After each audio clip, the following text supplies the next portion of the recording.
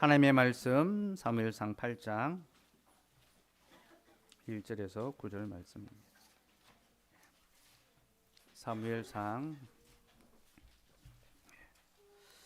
8장 1절에서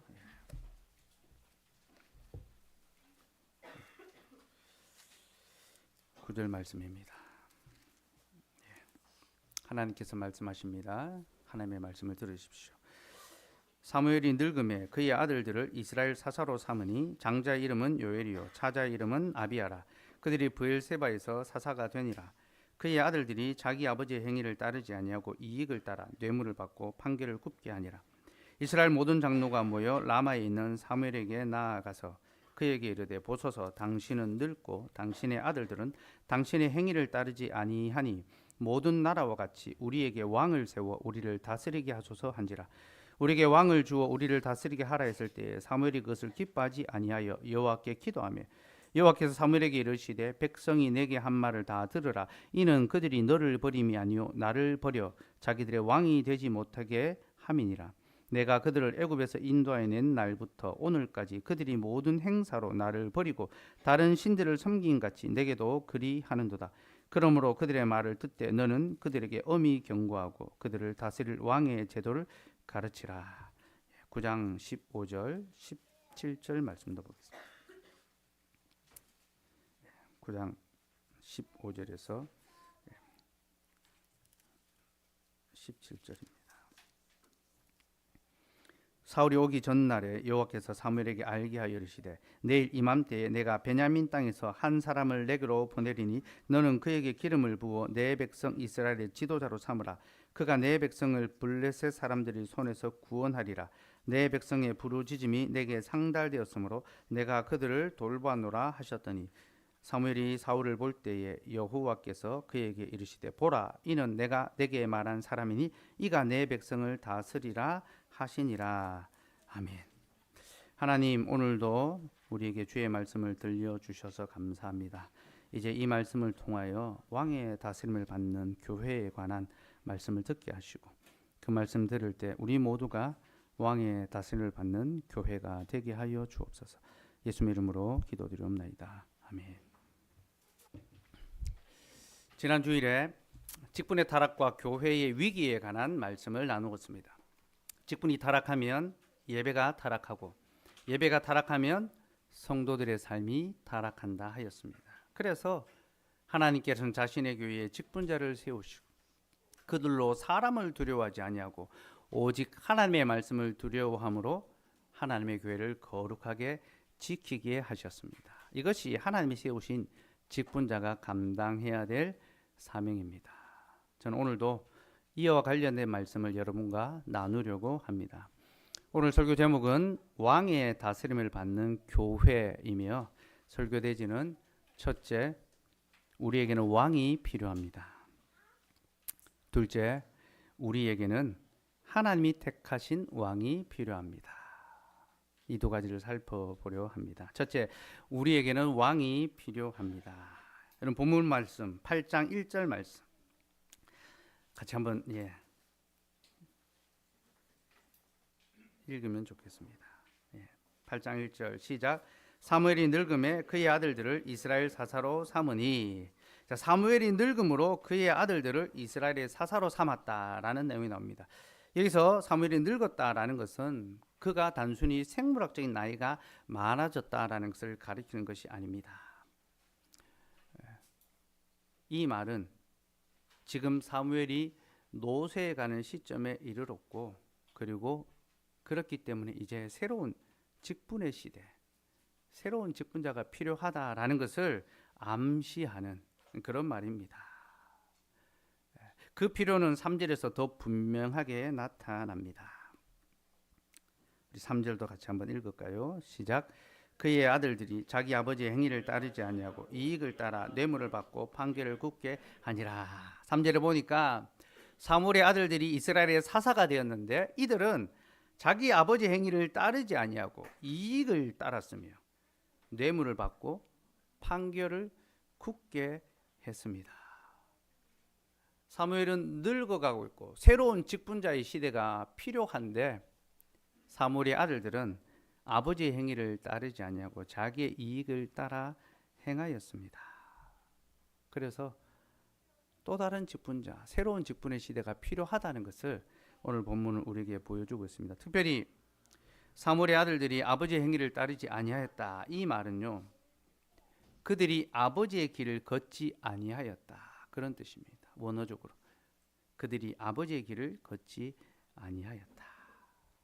곧 그들은 아버지 사무엘이 보여준 길을 따라가지 않았습니다.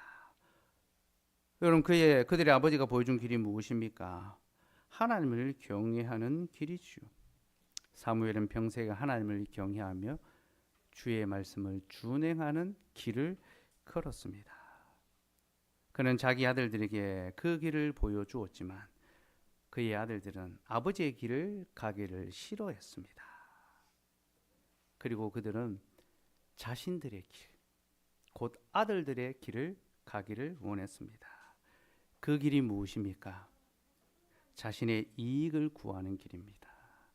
자신의 이익을 따라가는 길입니다. 아버지는 하나님을 경외하는 길을 걸었지만 아들들은 자신의 이익을 따라가는 길을 걸었습니다. 그래서 그들은 자신들의 이익을 위하여 뇌물을 받고 판결을 굳게 했습니다. 사사는 재판하는 사람입니다. 이것이 그 직분자에게 주어진 책임입니다. 그런데 그들이 그 직분을, 곧 경건을 이익의 재료로 삼았습니다. 하나님 주신 직분을 자기의 배를 채우고 자기의 이름을 드러내고 자기의 영광을 나타내는 도구로 사용한 거죠. 불경건한 자녀들이었습니다. 이것이 바로 사무엘의 아들들이 걸어간 길입니다. 곧 아버지의 길을 따르지 아니하고 이익을 따라가는 아들의 길을 걸어간 것이 그들이었죠. 그리고 바로 그들이 우리에게 보여주는 것이 무엇인지 압니까? 우리가 지금 걸어가고 있는 길이 무엇인지, 우리가 지금 소망하며 매일매일 한 걸음 한 걸음 수고하며 걸어가고 있는 그 길이 무엇인지를 우리에게 보여주고 있습니다. 사랑하는 여러분, 여러분은 아버지의 길을 가고 있습니까? 아니면 아들의 길을 가고 있습니까? 자신이 지금 어느 길로 가고 있는지 돌아보시기 바랍니다. 여러분, 정직하게 자기의 삶을 돌아본다면 우리가 아버지의 길을 가기보다 아들의 길을 가기를 더 좋아하는 자들이라는 사실을 발견하게 됩니다. 여러분, 우리의 아버지가 누구십니까? 전능하신 하나님이십니다. 그 아버지 하나님께서는 우리에게 생명과 진리의 길을 보여주십니다. 내가 곧 길이요 진리요 생명이니. 아버지는 우리에게 길과 진리, 생명의 길을 보여주셨습니다. 곧 그 길을 통하여 하나님을 경외하며 하나님을 섬길 수 있도록 영생의 길로 우리를 인도해 가십니다. 이것이 아들을 향한 아버지의 마음, 우리 아버지 하나님의 뜻입니다. 그러나 우리는 그 아버지께서 보여주는 길로 가지 아니하고 자꾸만 곁길로 가려고 합니다. 이 자녀들의 특징이죠. 곁길로 빠지는 겁니다. 더 빨라 보이는 길, 더 편해 보이는 길, 더 좋아 보이는 길로 자꾸만 가려고 하는 거죠. 그 길은 하나님의 유익을 구하는 것이 아니라 자신의 이익을 구하는 길이며, 그 길은 하나님의 영광을 드러내는 것이 아니라 자기의 영광을 나타내는 길입니다. 사랑하는 여러분, 우리는 그렇게 다 아버지의 길이 아니라 아들들의 길을 걷는 자들이며 자기 욕심을 위하여 살아가는 것, 그것이 우리의 매일의 수고의 삶의 현장입니다. 그래서 여러분, 우리에게는 왕이 필요합니다. 곧 우리가 아들의 길이 아니라 아버지의 길로 갈 수 있도록 우리를 인도하고 이끌어갈 왕이 우리에게 필요한 것입니다. 그래서 이스라엘 장로들이 사무엘에게 나와서 자신들에게 왕이 필요하다고 왕을 구합니다. 그가 우리를 다스릴 것이라고 그렇게 요청합니다. 4절과 5절 말씀 한번 보시겠습니다. 4절과 5절 읽읍시다. 시작. 이스라엘 모든 장로가 모여 라마에 있는 사무엘에게 나아가서 그에게 이르되, 보소서, 당신은 늙고 당신의 아들들은 당신의 행위를 따르지 아니하니 모든 나라와 같이 우리에게 왕을 세워 우리를 다스리게 하소서 한지라. 이스라엘 백성들은 사무엘에게 우리를 다스릴 왕을 달라고 요청했습니다. 우리에게는 왕이 필요하니 왕을 허락해 달라고 그렇게 요청했습니다. 근데 여러분, 지금 백성들이 원하는 왕은요, 하나님께서 그들에게 주기를 원하시는 왕과 많은 부분에 있어서 차이가 있습니다. 백성들이 원하는 왕과 하나님이 주기를 원하시는 왕은 다른 왕입니다. 백성들은 다른 나라들과 같은 왕을 구합니다. 모든 나라와 같이 우리에게 왕을 세워, 열방과 같이 이방과 같이 우리에게도 그런 왕을 주어서 그로 말미암아 우리를 다스리게 해달라, 그렇게 요청하고 있는 겁니다. 여러분, 이 말이 무엇을 보여줍니까? 그들이 다른 나라와 같아지겠다는 거죠. 우리도 저 이방처럼, 저 이웃 나라처럼 우리도 왕을 세워서 국력을 기르고 힘을 키워서 다른 나라도 정복하고 좀 힘과 부와 권세를 좀 가져야 되겠다. 그런 욕망을 따라, 그런 필요를 따라 다른 나라와 같은 왕을 구하였던 것입니다. 그게 이스라엘 백성들의 요구였습니다. 사랑하는 여러분, 이스라엘은 왕정 국가가 아니라 신정 국가입니다. 곧 왕이 다스리는 나라가 아니라 하나님께서 친히 다스리는 나라가 이스라엘입니다. 그래서 그들에게 왕이 필요하다 해도요, 그 왕은 세상 나라와 같은 왕이 아니라 하나님의 통치를 구현할 그런 왕이 필요합니다. 그래서 그들은 이렇게 구했어야 합니다. 우리에게도 왕이 필요하니 왕을 주소서. 그러나 우리의 왕은 세상 나라와 같은 왕이 아니라 하나님께서 세우시는 왕입니다.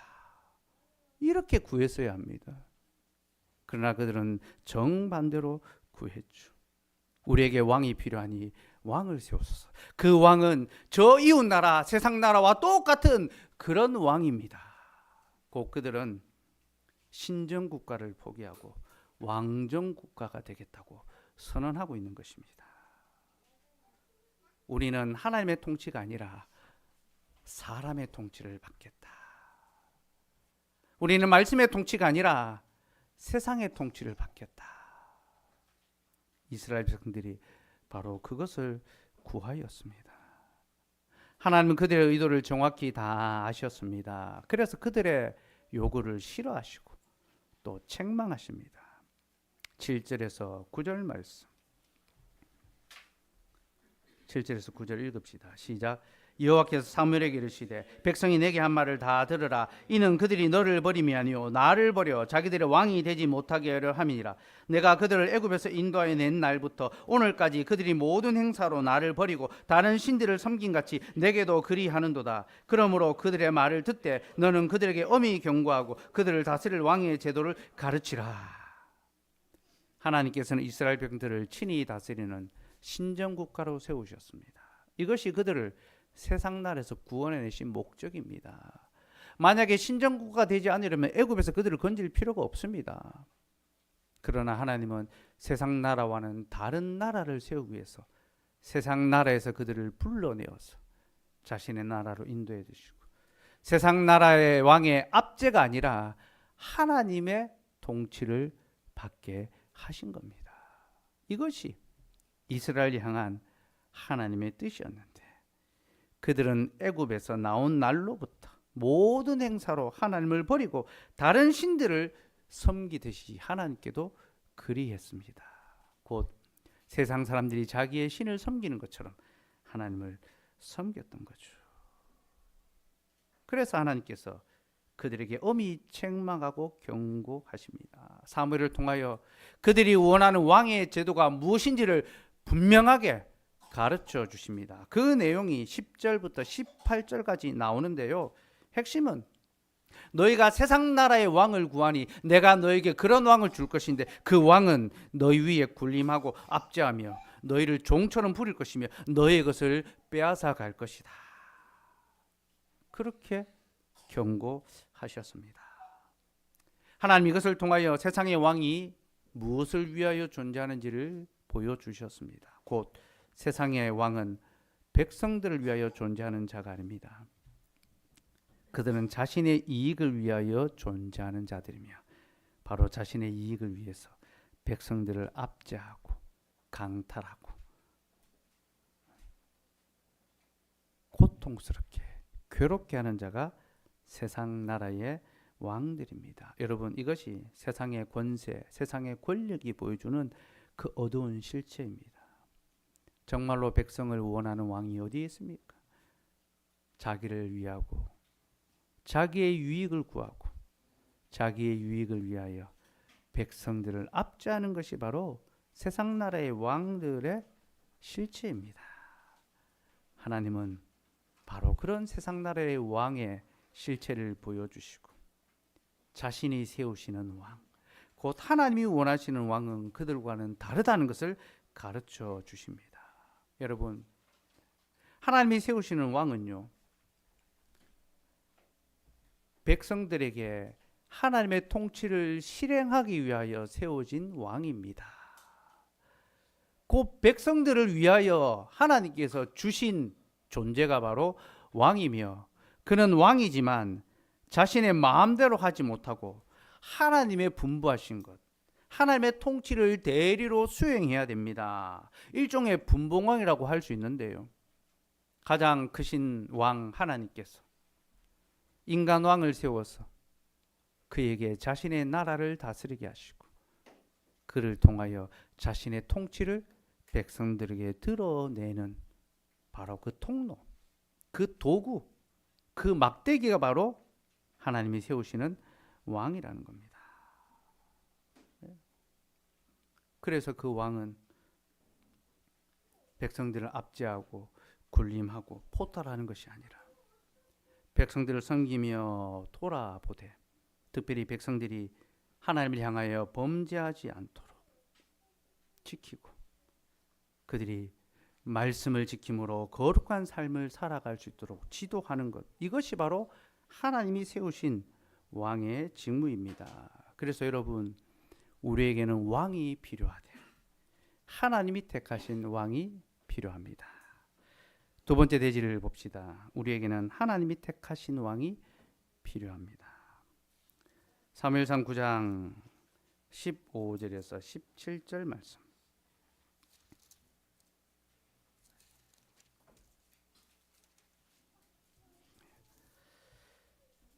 9장 15절에서 17절 우리 같이 한번 읽겠습니다. 시작. 사울이 오기 전날에 여호와께서 사무엘에게 알게 하여 이르시되, 내일 이맘때에 내가 베냐민 땅에서 한 사람을 내게로 보내리니 너는 그에게 기름을 부어 내 백성 이스라엘의 지도자로 삼으라. 그가 내 백성을 블레셋 사람들의 손에서 구원하리라.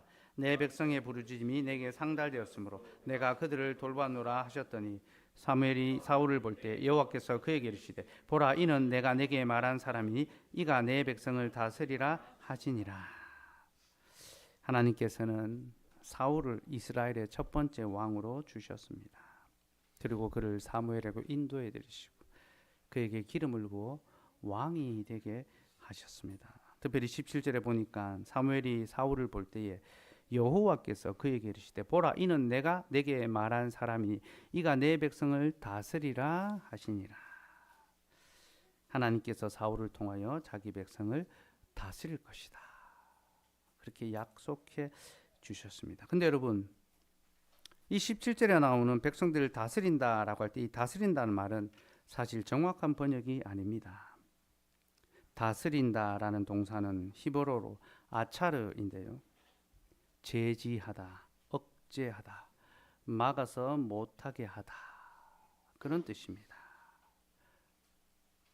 곧 하나님께서 자기 백성을 억제하기 위하여 사울을 왕으로 세웠던 거예요.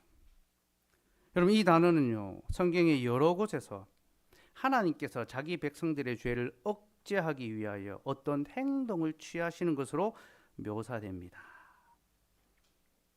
하나님께서 자기 백성들이 불법하고 음행할 때 하늘의 문을 닫아 비가 내리지 않게 하십니다. 여기서 하늘의 문을 닫는 것이 억제한다, 제지한다 라는 이 동사입니다. 또 하나님께서 자기 백성의 범죄함으로 말미암아 그들의 태의 문을 닫으십니다.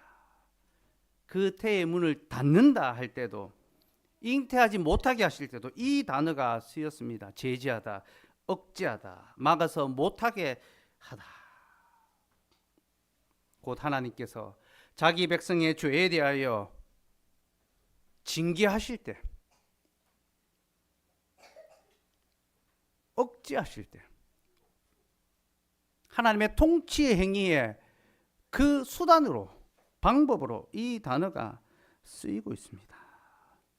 그러면 하나님께서 왜 이렇게 그들을 억제하십니까? 왜 하늘의 문을 닫아 비가 내리지 않게 하고 태의 문을 닫아 잉태하지 못하게 하고 곡식과 열매가 맺히지 못하게, 토산이 익지 못하게 그들을 억제하십니까? 그 이유는 이로 말미암아 그들이 자신들의 죄를 깨닫고 하나님께로 돌아올 수 있게 하기 위해서입니다. 여러분, 이것이 바로 억제한다, 제지한다, 바로 그 단어가 보여주는 의미며, 이 단어는 백성들이 악한 상태로 되돌아가지 못하도록 붙잡고 억제하는 하나님의 통치 행위를 가리킵니다. 그러므로 여러분, 이스라엘의 왕이 백성들을 억제한다는 것이 무엇을 의미합니까? 이는 곧 그가 하나님의 말씀으로 백성들의 죄를 억제하고 그들로 악을 행하지 못하도록 막아야 한다는 것. 그것이 그에게 주어진 직무라는 것을 우리에게 가르쳐 줍니다.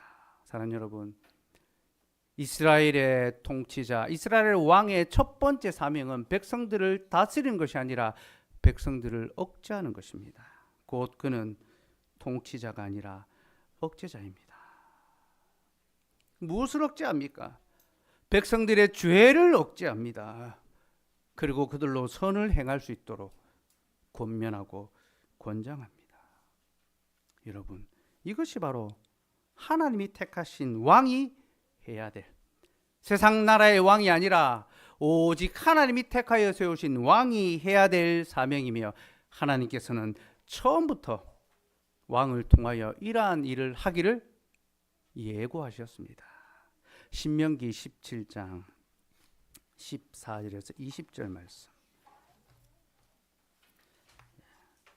신명기 17장 14절에서 20절 말씀.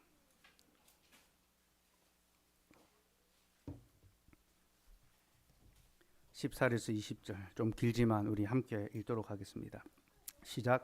내가 내 하나님 여호와께서 내게 주시는 땅에 이르러 그 땅을 차지하고 거주할 때에 만일 우리도 우리 주위의 모든 민족들과 같이 우리 위에 왕을 세워야겠다는 생각이 나거든 반드시 내 하나님 여호와께서 택하신 자를 내 위에 왕으로 세울 것이며, 내 위에 왕을 세우려면 내 형제 중에서 한 사람을 할 것이요 내 형제 아닌 타국인을 내 위에 세우지 말 것이며, 그는 병마를 많이 두지 말 것이요 병마를 많이 얻으려고 그 백성을 애굽으로 돌아가게 하지 말 것이니, 이는 여호와께서 너에게 이르시기를 너희가 이후에는 그 길로 다시 돌아가지 말 것이라 하셨음이며, 그에게 아내를 많이 두어 그의 마음이 미혹되지 하지 말 것이며, 자기를 위하여 은금을 많이 쌓지 말 것이니라.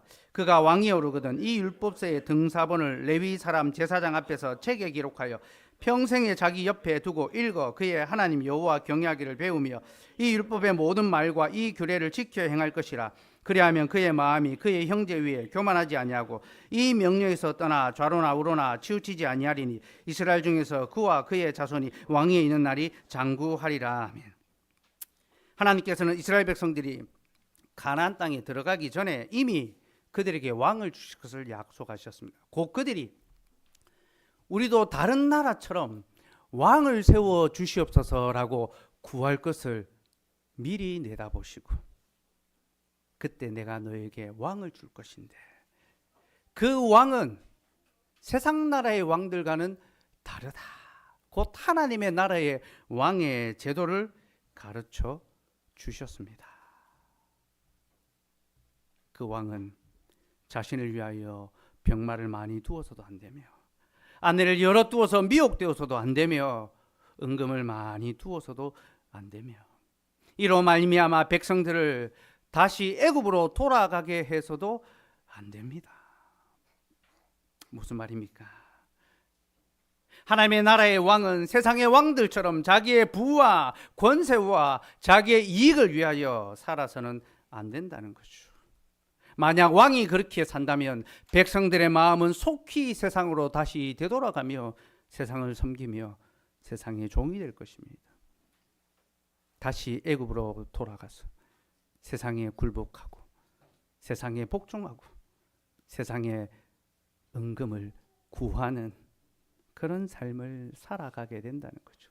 곧 그 백성들로 하여금 다시 죄를 범하는 삶으로 되돌아가게 만드는 것이라는 거예요. 그래서 하나님께서는 왕을 통하여 백성들의 죄를 억제할 수 있도록 또한 하나님을 경외하며 살아갈 수 있도록 가르치고 지도하고 보호할 수 있도록 그 책무를 주신 겁니다. 그런데 그가 이 직무를 감당하기 위해서 먼저 선행해야 될 것이 있습니다. 곧 그가 자기 스스로를 억제할 수 있어야 한다는 것입니다. 왕은 자신을 억제할 수 있어야 하며 자신을 억제한 왕이 백성들을 억제할 수 있습니다. 그러면 무엇으로 억제할 수 있습니까? 마음의 의지와 결단으로 하는 것이 아닙니다. 오직 하나님의 말씀으로 그 마음의 죄를 억제할 수 있습니다. 그래서 하나님께서 그에게 평생에 하나님의 말씀을 등사하여 복사해서 옆에 두고 읽고 듣고 배우며 지키라고 하십니다. 하나님의 말씀을 항상 가까이 하여 읽고 듣고 배움으로 자신의 죄를 스스로 억제하고 하나님을 경외하며 선을 행하는 삶을 살라는 것이죠. 그렇게 하는 자가 형제들 가운데 교만하지 아니하며 겸손하게 하나님의 통치를 드러내고 그의 왕위가 장구할 것이다 약속해 주셨습니다. 사랑하는 여러분, 억제자는 먼저 말씀으로 자신을 억제해야 됩니다. 곧 하나님의 말씀을 신뢰하고 그 말씀을 따라감으로 자기 안에 있는 모든 죄의 소욕을 억제하고 이길 수 있어야 합니다. 말씀 외에 다른 것으로 우리의 죄의 소욕을 이길 수가 없습니다. 시편 119편 9절 말씀 같이 읽겠습니다. 시작. 청년이 무엇으로 그 행실을 깨끗하게 하리까? 주의 말씀만 지킬 따름이니이다. 청년이 무엇으로 그 행실을 깨끗하게 할 수 있습니까? 그 열정과 그 정욕과 그 삶의 욕망이 가득한 그 시기에 무엇으로 자신의 행실을 깨끗하게 지킬 수 있습니까? 오직 주의 말씀을 지키는 그 하나의 길밖에 없는 거죠. 여기서 주의 말씀을 지킨다는 말이 옛 성경 개역 한글에는요 삼간다라는 말로 나옵니다. 주의 말씀만 삼갈 따름이니라. 곧 하나님의 말씀으로 자신의 마음을 지키고 죄를 삼가는 것이 하나님 앞에서 자신을 지킬 수 있는 길이라는 겁니다. 사랑하는 여러분, 하나님의 말씀만이 우리를 죄로부터 억제합니다. 우리 안에는 세상의 욕망과 더러운 생각이 끊임없이 솟아납니다. 칼빈은 우리의 마음을 가리켜 죄의 공장이다라고 했습니다. 끊임없이 죄를 만들어내는 공장이 우리의 마음. 하나님께서는 만물보다 더욱 심히 부패한 것이 인간의 마음이라 하셨습니다. 우리의 마음은요 심히 부패합니다. 온갖 더러운 생각들이 그 속에서 매일같이 솟구쳐 올라옵니다. 역류성 식도염처럼 치고 올라오는 거죠. 이것을 억누르고 억제할 수 있는 길이 무엇입니까? 오직 하나님의 말씀밖에 없는 거죠. 사랑하는 여러분, 하나님의 말씀은 우리의 죄를 억제하고 우리로 거룩한 삶을 살게 합니다. 그러므로 누구든지 하나님의 뜻대로 살고자 소망하는 자는 먼저 말씀으로 자신을 억제할 수 있어야 합니다. 만약 말씀으로 자신을 억제하지 않는다면 그는 결코 자신을 거룩하게 지킬 수가 없습니다. 잠언 29장 18절 말씀 같이 읽읍시다. 시작. 묵시가 없으면 백성이 방자히 행하거니와 율법을 지킨 자는 복이 있느니라. 묵시, 말씀이 없으면 백성이 방자히 행한다라고 합니다. 여기서 방자히 행한다는 말은 원어로 풀어놓는다라는 뜻입니다. 곧 아무 규제함 없이 마음껏 풀어헤쳐 자기 마음대로 행동하는 것을 가르치는 거죠. 자기 소견에 옳은 대로 행하는 것. 자기 기분 따라, 자기 신념 따라, 자기 감정 따라 살아가는 것. 신앙생활을 해도 그렇게 행하는 것이 바로 방자히 행하는 것입니다. 풀려버리는 거죠. 놓아버리는 것입니다. 이 방자히 행한다는 것이 우리가 출애굽기 32장에서 금송아지 사건인데 백성들이 뛰놀았더라. 말씀의 규제와 억제가 없으니까 백성들이 곱비 풀린 망아지처럼 자기 마음대로 행동했던 것입니다. 사랑하는 여러분, 우리 하나님께서는 자기 백성이 자기의 소견대로 행하는 것이 아니라 하나님의 뜻대로 살아가기를 원하십니다.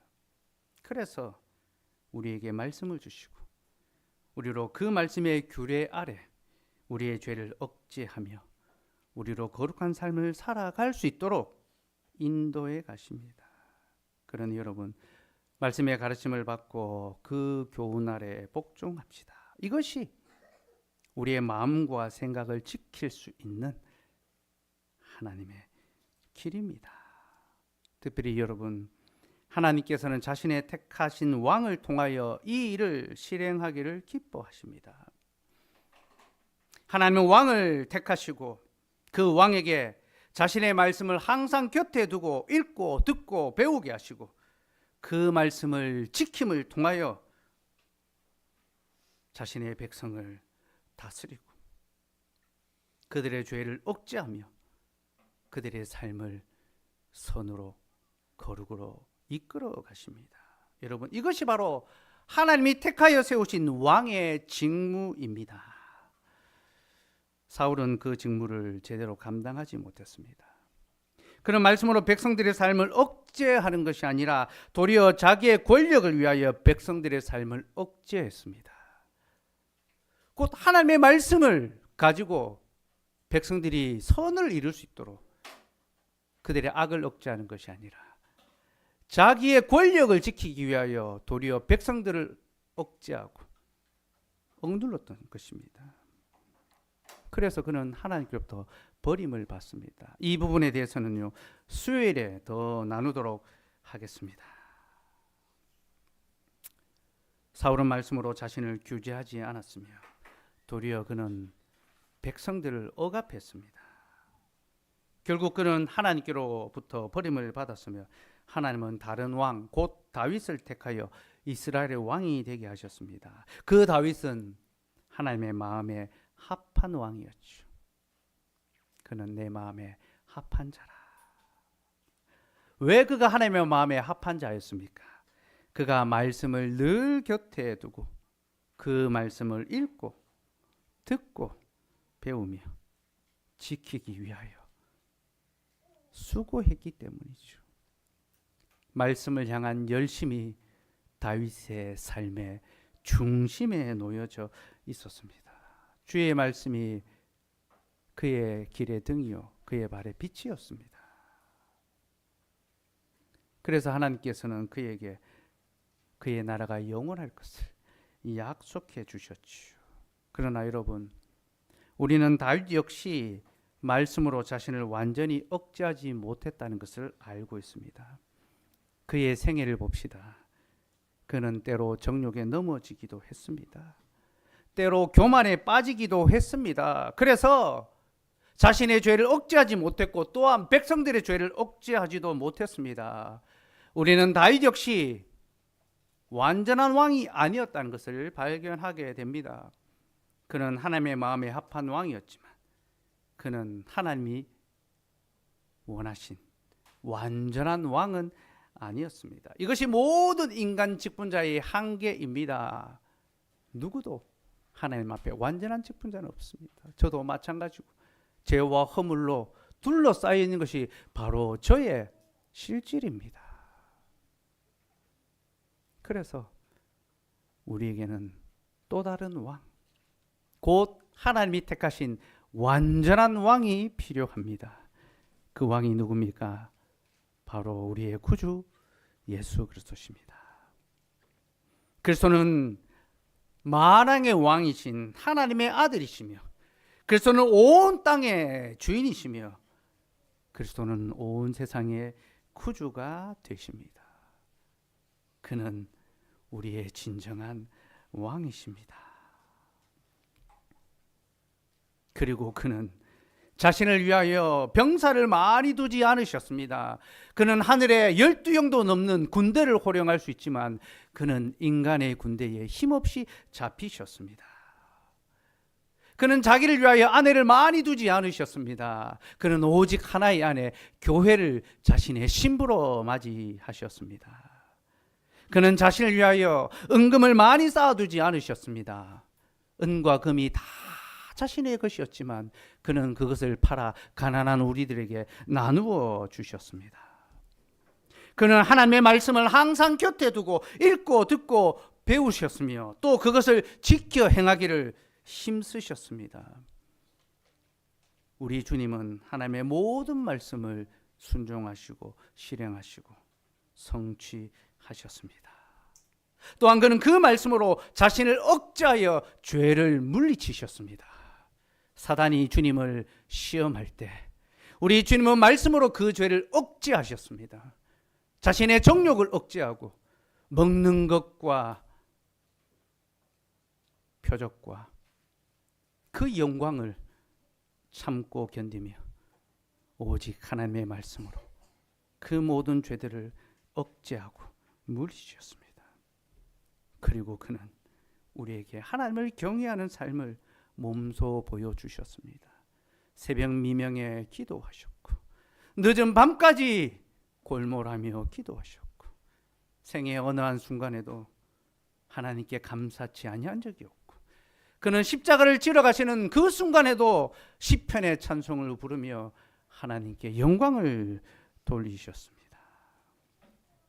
여러분, 이보다 더 신명기 말씀에 약속된 왕의 모습이 어디에 있습니까? 이보다 더 확실한 우리의 왕이 어디에 있습니까? 사랑하는 여러분, 주님은 자신의 생애 전체를 통하여 자신이 바로 왕이며 자신이 바로 하나님의 택하신 왕이며 자신이 바로 그 약속된 왕이라는 것을, 모든 인간 왕들의 실패와 한계를 극복한 하나님의 마음에 합한 완전한 왕이라는 것을 우리에게 나타내 보여주셨습니다. 그리고 그는 이제 자신의 말씀으로 우리를 다스리시고 우리를 억제하시고 우리를 거룩하게 지키십니다. 어떤 방법을 통하여 지키십니까? 자신의 직분자를 세우심을 통하여 그렇게 하십니다. 마태복음 28장 20절 말씀 같이 읽읍시다. 시작. 내가 너에게 분부한 모든 것을 가르쳐 지키게 하라. 볼지어다 내가 세상 끝날까지 너희와 항상 함께 있으리라 하시니라. 주님은 제자들에게 내가 너에게 분부한 모든 것을 가르쳐 지키게 하라라고 말씀하셨습니다. 이것은 자신의 왕적인 사역을 보여주는 것입니다. 곧 주님이 말씀으로 자기 백성을 친히 다스리겠다 약속하신 거죠. 그리고 이 일을 위하여 제자들 곧 직분자들을 교회의 통치자로 삼으신 겁니다. 누가복음 22장 29절 30절 말씀도 봅시다. 같이 읽읍시다. 시작. 내 아버지께서 나라를 내게 맡기신 것 같이 나도 너에게 맡기니 너희로 내 나라에 있어 내 상에서 먹고 마시며 또는 보좌에 앉아 이스라엘 12지파를 다스리게 하려 하노라. 아버지께서 자신에게 나라를 맡기신 것처럼 나도 너희에게 나라를 맡기노니 너희가 보좌에 앉아 통치의 보좌입니다. 이스라엘 12지파를 다스릴 것이다. 주님은 새로운 이스라엘인 교회를 자신의 나라로 세우셨습니다. 그리고 그 교회를 다스리는 통치자로 제자들을 세우셨습니다. 사도들을 세우셨죠. 그리고 그 제자들에게 자신이 분부한 모든 것을 가르쳐 지키게 하라라는 사명을 주셨습니다. 이는 신명기의 말씀의 새로운 성취며 또 새로운 부여입니다. 곧 너희는 하나님의 말씀을 항상 곁에 두고 읽고 듣고 배우며 지키게 하라. 주님은 새로운 통치자들을 세우시면서 하나님의 말씀의 규례, 왕의 규례를 그들에게 다시 가르쳐 주셨고, 사도는 그 말씀을 따라 주님의 분부하신 것을 교회에 가르치고 또 성도들이 지켜 행할 수 있도록 그렇게 세웠습니다. 그리고 그 사도들이 교회의 직분자를 세우심으로 주님의 통치가 교회에 계속 이어질 수 있도록 곧 교회의 지리자들이 계속해서 말씀을 가르치고 그 말씀으로 성도들의 죄를 억제하고 선을 행할 수 있도록 그렇게 해 주신 것입니다. 이것이 바로 주님이 자신의 교회를 다스리시는 방식이며 우리는 그 왕의 다스림을 기쁘게 받는 주의 교회가 되어야 합니다.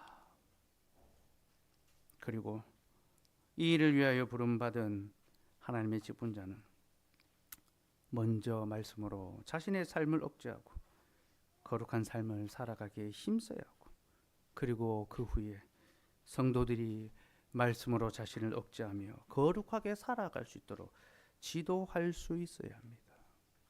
이것을 위하여 목회자는 때때로 성도들을 책망하기도 해야 하고 교훈하기도 해야 되고 그들을 억제하기도 해야 합니다. 왜냐하면 말씀이 없으면 우리는 방자히 행하는 자들이기 때문입니다. 우리는 다 악하여서 말씀의 통제가 없으면 우리는 너무나 쉽게 풀어지고 타락하는 자들입니다.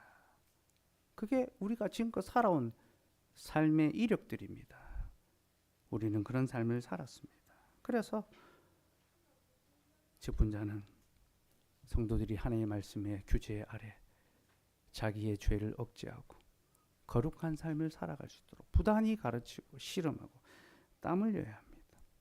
이것을 잘 감당하는 자가 하나님이 세우신 직분자고, 이것을 행하지 않는 자는 사람이 세운 직분자와 같습니다. 저는 말씀을 준비하면서 저의 목회 사역 전반을 좀 돌아보게 되었습니다. 내가 지금 가고 있는 길이 어느 길인가? 아버지의 길로 가고 있는가? 아들의 길을 가고 있는가? 그러면서 제 안에 한 가지 고민이 들었습니다. 혹 제가 너무 풀어주는 것은 아닌가? 하나님의 말씀을 엄히 가르치고 경고함으로 자신의 죄를 멀리하고 하나님을 향하여 거룩한 열심을 품으며 살아가도록 이끌어가야 되고 인도해야 하는데, 너무 풀어주고 너무 쉽게 대함으로 여러분들이 그러한 삶을 살아가는데 아무 유익이 되지 않는 것이 저의 역할은 아닌가, 두려운 마음으로 돌아보게 되었습니다. 사랑하는 여러분, 저는 여러분의 예배 생활과 교회 생활과 신앙 생활에 있어서 무관심한 자가 아니라 깊은 관심을 갖고 여러분들이 자기 마음대로, 자기 생각대로, 자기 신념을 따라 사는 것이 아니라 하나님의 말씀을 따라 살아가고 자기의 죄를 억제하고 거룩한 삶을 살아갈 수 있도록 이끌어가고 인도하기 위하여 세움받은 하나님의 직분자입니다. 저는 그러한 일을 위하여 부름받았기 때문에 그러한 일을 감당할 수 있어야 합니다. 목회는 마냥 좋은 소리만 하는 것이 아닙니다. 목회자는 하나님의 말씀으로 때로는 엄히 경고해야 하며 성도들이 그 죄악된 삶에서 돌이킬 수 있도록 때로는 책망도 해야 되며 때로는 징계도 해야 됩니다. 그래서 우리가 자신의 이익을 위하여 살아가는 것이 아니라 하나님의 영광을 위한 삶으로 돌아올 수 있도록, 그 길로 되돌아올 수 있도록, 다시 죄악된 길로 돌아가지 아니하며 하나님을 거룩하게 섬기는 길로 계속 나아갈 수 있도록 격려하고 위로하고 교정하고 억제하고 책망하는 것이 저의 책무입니다. 여러분, 자신을 신뢰하지 마십시오. 자기의 지식과 자기의 열심과 자기의 의지를 신뢰하지 마십시오. 우리는요, 다 자기 갈 길 바쁜 자들입니다. 우리 마음속에 있는 것은 아버지의 길이 아니라 아들들의 길입니다. 우리는 자기 원하는 대로 살아가고 싶고 자기 하고 싶은 대로 살아가는 것, 그것이 우리 마음속에 있는 길입니다. 하지만 우리가 가야 할 길은 그런 길이 아니라 아버지의 길입니다. 우리는 아버지의 길로 가며 그 길 안에서 참되고 영원한 생명과 기쁨을 누릴 수 있어야 합니다. 그런데 여러분, 그 길이 어디에 있습니까? 그 길은 오직 말씀 안에 있습니다. 아버지의 길은 우리의 마음속에 있는 것이 아니라 하나님의 말씀 안에 있습니다. 그러므로 말씀의 지도를 받으며 주의 말씀이 내 길의 빛이요 내 길의 등이라는 그 고백을 따라 말씀이 우리에게 보여주는 그 길로 걸어갈 수 있는 저와 여러분이 되기를 소망합니다. 말씀을 맺겠습니다. 우리에게는 왕이 필요합니다. 왜 그렇습니까? 우리는 다 자기 이익을 위하여 살아가기 바쁜 자들이기 때문에 우리에게는 왕이 필요합니다. 우리에게는 하나님 택하신 왕이 필요합니다. 왜 그렇습니까? 우리는 자기의 소견에 옳은 대로 행하며 방자하게 풀어진 자들이기 때문입니다. 그래서 우리에게는 하나님의 말씀에 입각하여 우리를 가르치고 억제하며 우리에게 선을 행하게 할 하나님의 택하신 왕이 필요합니다. 그 왕은 하늘에 계십니다. 우리 구주 예수 그리스도가 만왕의 왕으로서 우리를 다스리시고 통제하시고 이끌어 가십니다. 그리고 그 하늘에 계신 왕 예수님께서 자신의 땅에 있는 자신의 교회에 자신의 대리자를 세우시고 그들을 통하여 자기 백성의 영혼을 돌아보시고 말씀을 가르치시고 불의를 멀리하며 경건을 시행하며 살아갈 수 있도록 인도해 가십니다. 그러니 여러분, 제가 혹 여러분들에게 말씀의 바른 것을 가르치고 요구하고 죄를 억제하기 위하여 책망할 때 이것을 불편하게 여기지 마시고 감사함으로 받으시기 바랍니다. 여러분은 제가 사람의 말이 아니라 하나님의 말씀으로 권면할 때 저의 그 교훈을 용납하고 관용해 주어야 합니다. 지난 수요일에 관용에 관한 말씀을 나누었습니다. 사도 바울이 우리에게 우리의 관용을 모든 사람들에게 나타내 보이게 하라 했는데 여기서 관용이란 말은 군대 용어입니다. 누군가의 아래에 복종한다라는 뜻입니다. 여러분, 우리는 하나님의 통치 아래 복종해야 하는 자들이며 하나님께 복종하는 것은 하나님이 세우신 권위자들을 인정하고 또 그들에게 순복하는 것을 가리킵니다. 그러니 관용함으로 서로 복종하되 주께서 주님의 교회를 세워가시는 그 질서를 따라 우리가 우리의 마음의 소욕과 그 어그러짐을 억제하고 더욱 거룩한 열심으로 주의 나라와 영광과 주의 몸된 교회를 위하여 수고하며 살아가는 저와 여러분 될 수 있기를 소망합니다. 기도하겠습니다.